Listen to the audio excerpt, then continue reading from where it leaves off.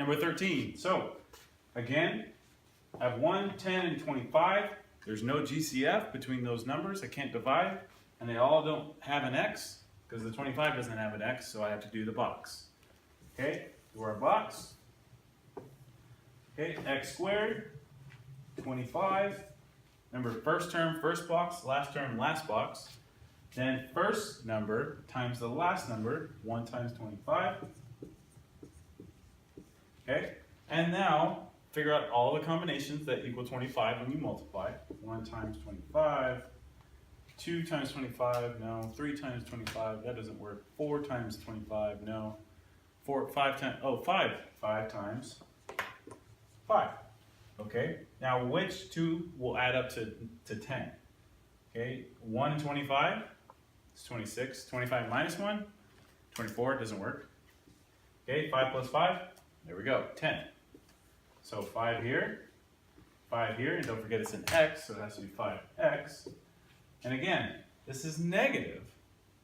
So at least one of these has to be negative. So negative 5 plus 5, well, that's 0, so then they both need to be negative. Because negative 5 plus negative 5 is the middle number, 10. Remember, both numbers need to add up to this number, our b. Okay? So now, I can do GCF. I can say, what's in common here, the greatest common factor? Well, 1 is the common factor for 1 and 5. And they both have x. Okay, and again, if I just have x and a 1, I don't need the 1. Okay, now, x times what equals 1x squared? Or just x squared. X. X times negative 5. And then x times also negative 5 gives me negative 5x. Okay, so now, here's my first factor, x minus 5 times x minus 5. Okay, and there's our solution there. And don't forget to put your answer over here on the answer key while you're taking the test. Number 15, here we go. Okay, again, another one that has no GCF. So this is the box, because we have 3 terms that have no common factor. There's our box. X squared, first term, last term. Okay, I'm going to stop right there. You finish the rest. And then check the answer after you turn the video back on.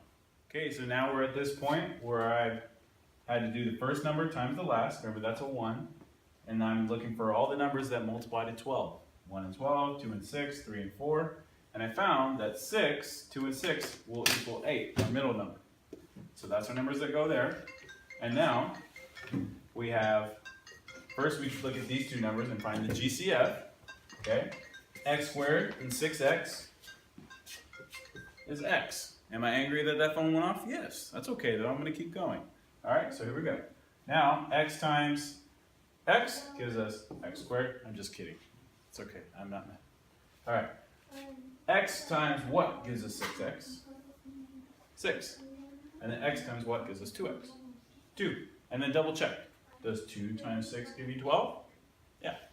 So our first factor, x plus 2. Second factor, x plus 6.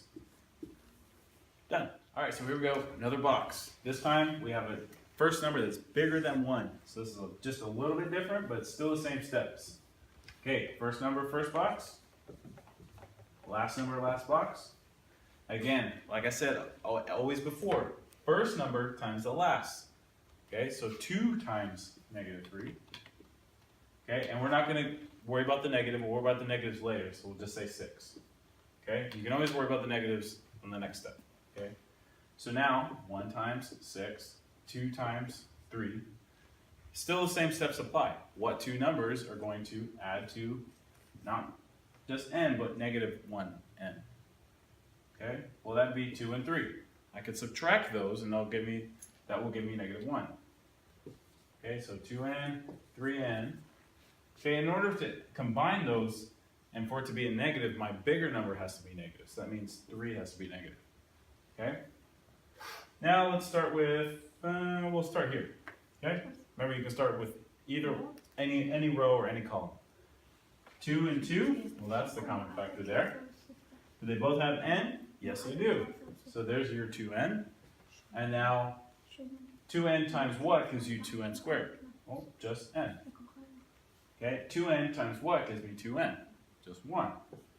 N times what gives me negative 3n? Negative 3. So now, there's my factors.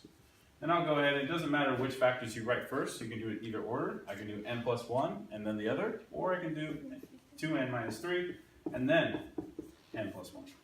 And that's number 16. Here we go, number 17. Okay, again, another problem with no GCF. How about a box? All right, sure, Mr. Osborne. First number there, last term there, you find the rest.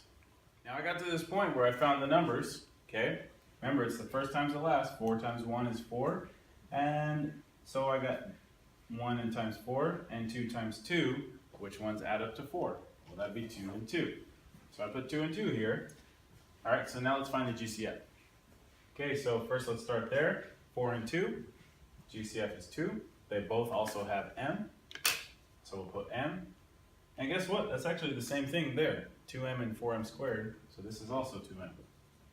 2m times 2m is 4m squared. Okay, now 2m times what gives me 2m? Just 1. 2m times what gives me 2m? Also 1. There's only one problem here though. Here, it was supposed to be negative. Oops. Okay, so you have to remember, don't forget about your negatives. Go back to this step where you put the 2's in there. You say, does 2 plus 2 equal 4? Or negative 4? No, it doesn't. So that means either one of them has to be negative, or in this case, both of them have to be negative in order to equal negative 4. Now, it just happens to be, this GCF is still 2m and still 2m. The only thing that's changed is that now 2m times not 1, but negative 1 gives us negative 2m. And then the same thing here, because we're doing the same thing. 2m times negative 1 also gives us negative 2m. Okay, so now 2m minus 1 times the same thing, because it's the same factor on the top. There's actually a different way you can write this. You could put those two together because they're the same. 2m minus 1 squared. They're equal. Because remember, the square means I have 2 of those. All right?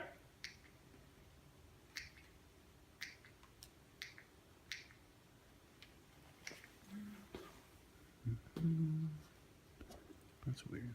Okay, this will be one of the tougher problems, number 18 on the test, but it's still possible. It just takes a little more time. Okay, so now again the box. Okay, first number, first term, last term. Okay, now, again, first number times the last number, 6 times 12, and that gives us 72.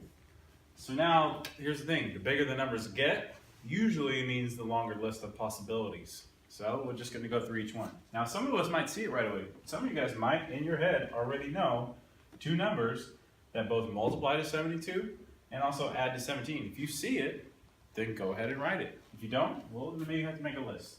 Start with 1. 1 times 72, 2 times 36, 3 times, 3 times 24, okay, 4 times, how many times is 4 going to there?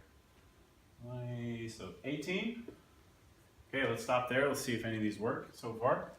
No, nothing really adds up to 17, so I can pretty much just cross them out because nothing's adding up yet.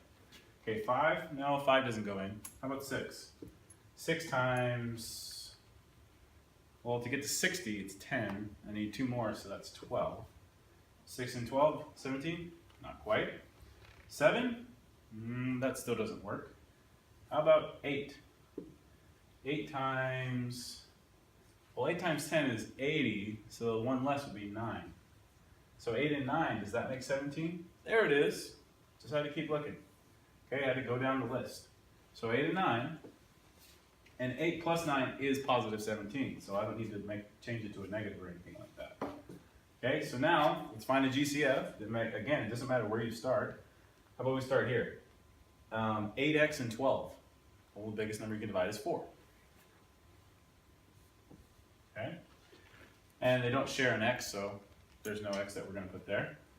Now, 4 times what is going to give me 8x? Well, that'd be 2x, okay?